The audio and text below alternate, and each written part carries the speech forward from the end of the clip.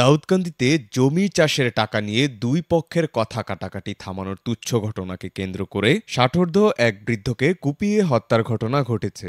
শুক্রবার রাতে উপজেলার পদুয়া ইউনিয়নের নয়ানগর গ্রামে এই ঘটনায় পুলিশ দুজনকে গ্রেফতার করেছে। পুলিশ ও স্থানীয় সূত্রে জানা যায়, শুক্রবার সন্ধ্যায় নয়ানগর গ্রামে বাবুল মিয়ার চা দোকানের সামনে দেলোয়ার ও সোলেমানের মধ্যে জমি চাষ নিয়ে কথা কাটাকাটি হয়। ওই সময় একই গ্রামের হাবিব তালুকদার তাদের বিষয়টি মীমাংসার জন্য উভয়কে ধাক্কা দিয়ে সরানোর সময় সোলেমান মাটিতে পড়ে সামান্য আহত হয়। এই ঘটনায় সোলেমান উত্তেজিত হয়ে রাত 7:30টার দিকে কয়েকজনকে সাথে নিয়ে হাবিব তালুকদারের বাড়িতে গিয়ে আক্রমণ করে এবং হাবিব তালুকদারকে কুপিয়ে আহত করে। স্থানীয়রা হাবিবকে চিকিৎসার জন্য দাউদকান্দি উপজেলা স্বাস্থ্য কমপ্লেক্স গৌরীপুরে নিয়ে গেলে কর্তব্যরত চিকিৎসক মৃত ঘোষণা করেন।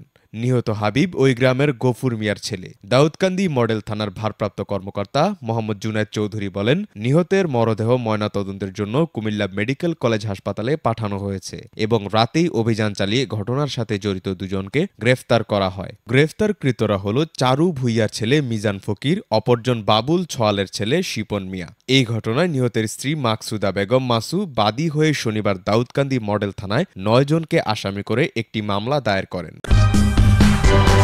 সূচনা community.tv বিনোদনের পাশাপাশি খবর।